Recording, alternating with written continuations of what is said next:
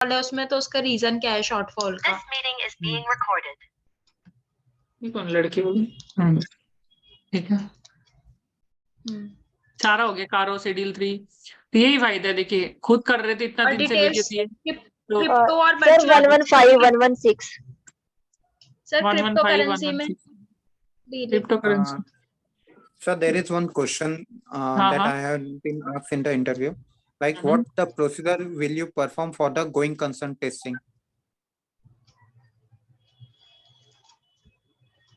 Going concern के लिए जो इंडिकेटर होता है ना आपका, एक्सटर्नल और इंटरनल इंडिकेटर, हाँ, और India's गोइंग 30 कंसर्न में हम गोइंग कंसर्न में इंडिकेटर्स पास्ट बता के जो दीजिएगा उसको, जो इंडिकेटर होता है ना आपका वही मैं बताऊं सर? बोलिए बोलिए। सर गोइंग कंसर्न में जो सबसे पहले पास्ट की जो फाइनेंशियल स्टेटमेंट्स है उसमें हम एनालाइज करेंगे कि एसेट्स, कैश बैलेंसेस और प्रॉफिट मेंटेन हो रखे हैं या इंक्रीज हो रहे हैं या फिर डिक्रीज हो रहे हैं। अगर डिक्रीज हो रहे हैं तो उसके बाद हम मैनेजमेंट से इंक्वायरी करेंगे कि ये जो शॉर्टफॉल्स हैं इसके रीजन क्या है,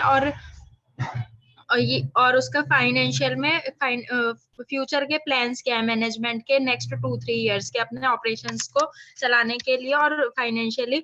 और उसके अलावा जो उसके ऑपरेशन ये तो फाइनेंशियल लेवल पे हो गया गोइंग कंसर्न की टेस्टिंग। उसके अलावा जो उसके ऑपरेशनल लेवल्स पे है, ऑपरेशनल लेवल के इंडिकेटर्स की उसको जो वेंडर्स हैं, सप्लायर हैं, क्रेडिट टर्म्स पे गुड्स एंड सर्विसेज प्रोवाइड कर रहे हैं या नहीं, उसमें कोई शॉर्टफॉल तो नहीं है। और उसके बाद जो एम्प्लॉय का टर्नओवर है वो तो ज्यादा नहीं है। और जो हमारी प्रोडक्ट या सर्विसेज है उसकी मार्केट में डिमांड कैसी है, उस पर कोई ऐसा लीगल एप्लीकेबिलिटी तो ऐसी नहीं होगी जिससे उसके गोइंग कंसर्न पर एडवर्स इम्पैक्ट पड़े।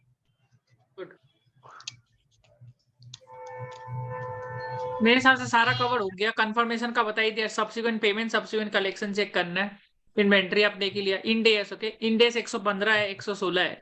115 में 5 स्टेप मॉडल होता है। सबीना बोलिए 5 स्टेप मॉडल। वीडियो ऑन कर लीजिए, 10-15 मिनट रोड करेगी, खत्म करेगा भैया। 5 स्टेप मॉडल क्या होता है इंडेस का?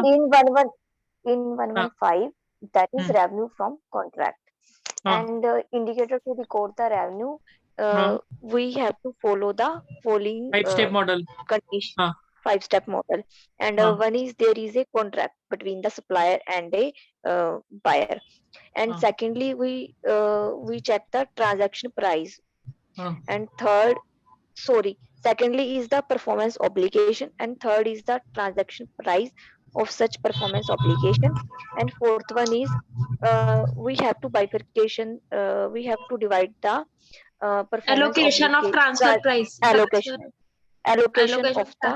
allocation of transaction price into performance obligation and इंडेस बहुत पूछता है। finally we 115 record आप सीएफओ एडवाइजरी जाओ, कहीं पर भी जाओ, क्योंकि जहाँ चार्टर्ड अकाउंटेंट का अकाउंटिंग के रोल मिलता है, चाहे इंडेस चाहे इंडस्ट्री हो, ये कहीं हो, इंडेस 115 पूछेगा ही। और ऐसे ही पूछेगा 115 का आपको इन्फोसिस में क्या इम्पैक्ट पड़ेगा, टाटा स्टील में क्या इम्पैक्ट पड़ेगा, ये स्टील में क्या इम्पैक्ट पड़ेगा, जो भी इंडस्ट्री में चल जाओ इंडेस 115 पूछेगा ही पूछेगा।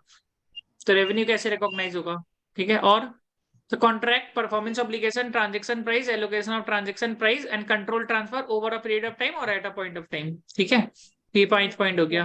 ठीक है, कॉन्ट्रैक्ट, परफॉर्मेंस ऑब्लिगेशन और transaction price, allocation of transaction price and control transfer over a period of time और at a point of time. फिर एक प्रिंसिपल एजेंट का क्वेश्चन अभी पूछा गया था, तो वो पढ़ना है प्रिंसिपल एजेंट का। कि अभी पूछा गया था कि एजेंट का केस में कैसे रिकॉर्ड होगा। तो एजेंट का केस में खाली कमीशन ही रिकॉर्ड होता है। एजेंट का केस में उसका कंडीशंस क्या क्या है, what are the conditions in agent Ind AS 115 में क्या क्या होता है, एजेंट का माना जाएगा वो। अभी पूछा था सीएफओ एडवाइजरी में पूछा था। सर अगर ग्रॉस अमाउंट उसमें होता है कंडीशन ग्रॉस अमाउंट और नेट अमाउंट। अगर एजेंट सिर्फ नेट अमाउंट ले रहा है तो वो एजेंट माना जाएगा, ग्रॉस अमाउंट ले रहा है तो वो उसको नॉर्मल बिजनेस पार्टनर मानेंगे। अगर सब इंडेस 115 पढ़िए भाविक सोक्सी, इंडेस 115 भाविक सोक्सी देखना पड़ेगा आपको। डिसाइड कर रहा है revenue contract risk of complete inventory करने क्या की है, सब risk of inventory, what is the risk of inventory and all, कौन बॉर्न कर रहा है, प्राइस कौन सेट कर रहा है, ये सब चीज होगा। तो एजेंट कब माना जाएगा, और ये कब, एक ई कॉमर्स ऑपरेटर है तो रेवेन्यू कैसे रिकॉग्नाइज होगा, e commerce operator is agent, ठीक है। सेल कैसे रिकॉग्नाइज होगा, एफओबी बेसिस और सीआईएफ बेसिस में, बहुत पूछते हैं। एफओबी बेसिस में कैसे होगा और सीआईएफ बेसिस में कैसे रेवेन्यू रिकॉग्नाइज होगा। सर एफओबी बेसिस में जब तक हम फ्री ऑन बोर्ड कर देंगे, वहाँ की जो हमारी परफॉर्मेंस ऑब्लिगेशन है वो फुलफिल हो गई, उसके बाद हम रेवेन्यू रिकॉग्नाइज कर सकते हैं। सीआईएफ में, सीआईएफ में जब तक जो प्रोडक्ट है वो कस्टमर तक डिलीवर हो जाना चाहिए, कस्टमर एक्नॉलेज करते हैं उसके बाद।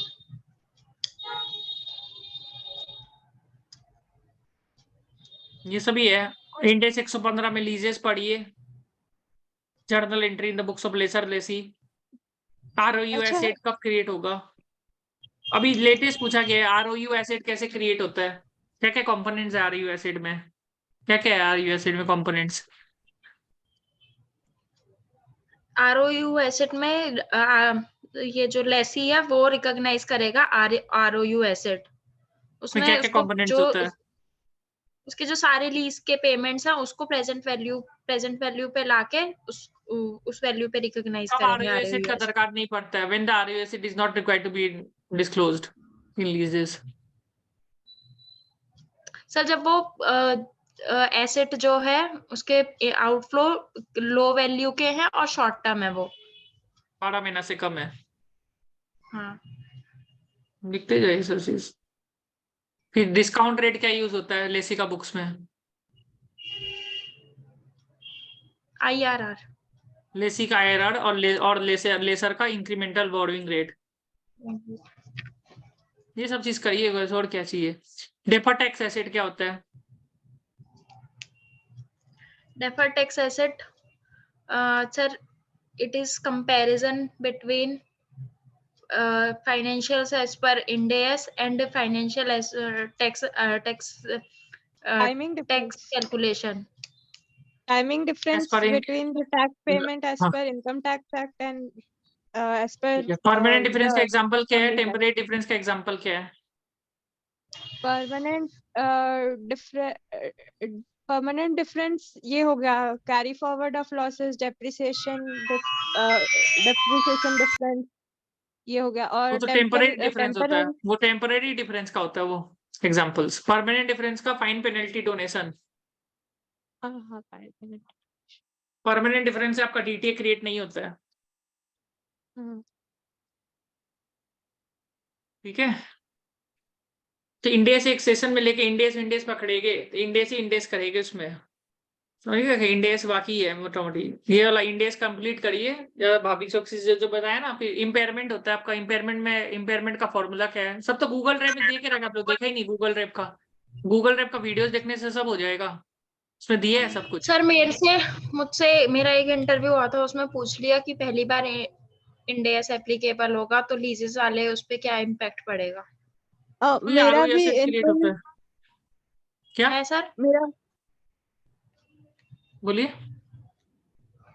मेरा भी जो इंटरव्यू हुआ था टाटा कॉम का Ind AS 115, उसमें ऐसे करके पूछा था कि मतलब जब नेटफ्लिक्स का जो सब्सक्रिप्शन होता है पूरे साल का 7,000 का है, तो उसको कैसे रिकॉग्नाइज करोगे। तो मैंने बोला कि जैसे जैसे हम लोग सर्विस ऑब्लिगेशन डिस्चार्ज होगा हर महीने का, उसको वैसे ही रिकॉग्नाइज करेंगे, और उसका तीनों स्टेटमेंट में क्या इम्पैक्ट पड़ेगा, बैलेंस शीट में फिर उसको लायबिलिटी दिखाया जाएगा डेफर्ड रेवेन्यू का, और जो हर मंथ का जो एक्सपेंस है वो डेबिट होगा पीएल में, और कैश फ्लो में क्या इम्पैक्ट होगा उसका।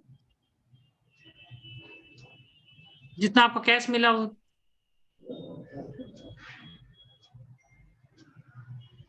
और क्या है, और क्या पूछ सकता है। लीजेस पढ़िए, लीजेस बहुत इंपॉर्टेंट है आपका। जैसे आपको पूछ लेगा कि जो लेसर का बुक्स ऑफ अकाउंट है उसमें क्या जनरल एंट्री पास होता है। सर इतना इजी पूछेंगे जनरल एंट्री। जर्नल एंट्री पूछता है लोग कि लेसर का बुक में सर क्या ये जर्नल एंट्री पास होगा। सर Ind AS 115 और 116 इतना कॉम्प्लिकेटेड बना रखा है एक्चुअली में। और 115 और 115 में क्या डिफरेंस है आपका। कॉम्प्लिकेट नहीं, उन्होंने पूछा, EY अरे TDS फाइनेंशियल वालों ने इंस्ट्रूमेंट पूछा वाला भी तो कितना कॉम्प्लिकेटेड रेवेन्यू है। पॉइंट ऑफ टाइम में दो सर मेथड है ना एक्चुअली रिकॉर्ड में करने के। पॉइंट ऑफ एक्चुअली टाइम में लेसर लेसी कॉन्ट्रैक्ट ही छोड़ देंगे। अरे फाइनेंशियल इंस्ट्रूमेंट्स वाला भी तो बहुत भापिक चोक्सी का वीडियो कॉम्प्लिकेटेड है। देखिए, इजी हो जाएगा। भापिक चोक्सी में पूरा अच्छा से सर एक्सप्लेन वो किया तो है। देखा है मैंने, पर इतने सारी तो चीजें एक कॉन्ट्रैक्ट में अप्लाई हो जाए तो वो काम करना और छोड़ देंगे। ज्यादा इंडस्ट्री में जाएगी, इंडेस पूछेगा आपको। इंडस्ट्री में इंडेस बहुत पूछता है। बोलिए क्या बोल रहे थे सबीना?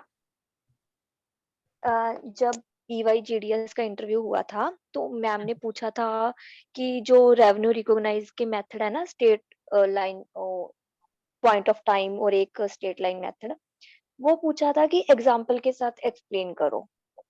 तो मतलब एज सच तब इतना क्या क्लियर फिर तो से नहीं बोलिए, क्या था, क्वेश्चन पर बोले? क्वेश्चन क्या बोला?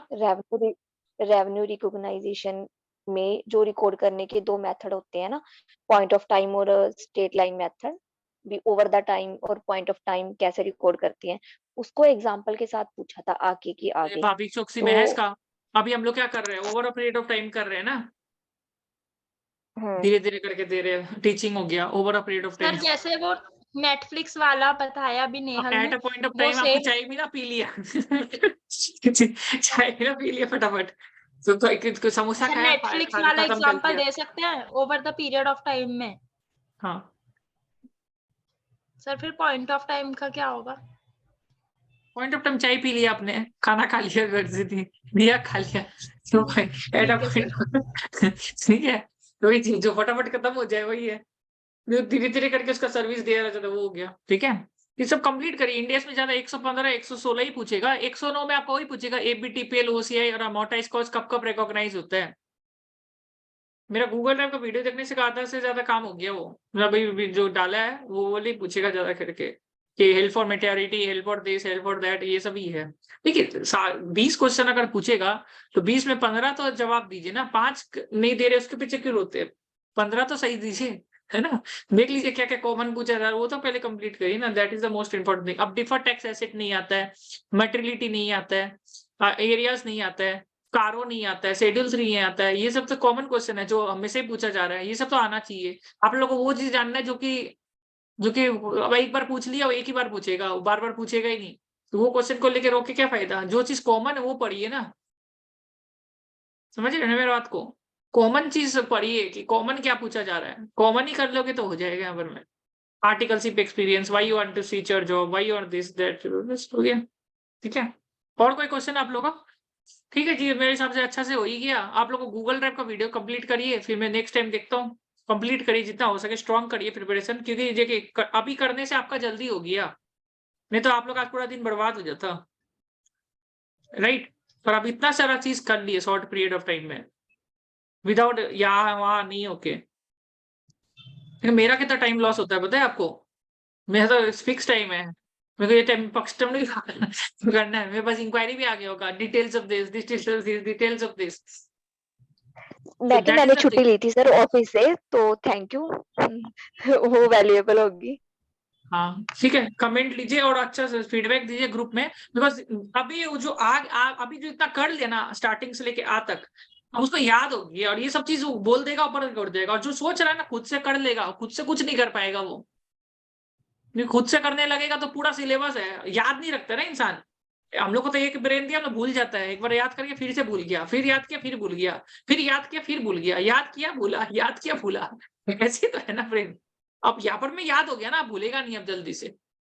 यहाँ पर जितना भी क्वेश्चन हो गया ना, you will not forget it for a long long time. Because हम को डांट डांट के बोलते हैं ना मेटरलिटी। अब मेटरलिटी अब वो जल्दी से गलती करके नहीं आएगा।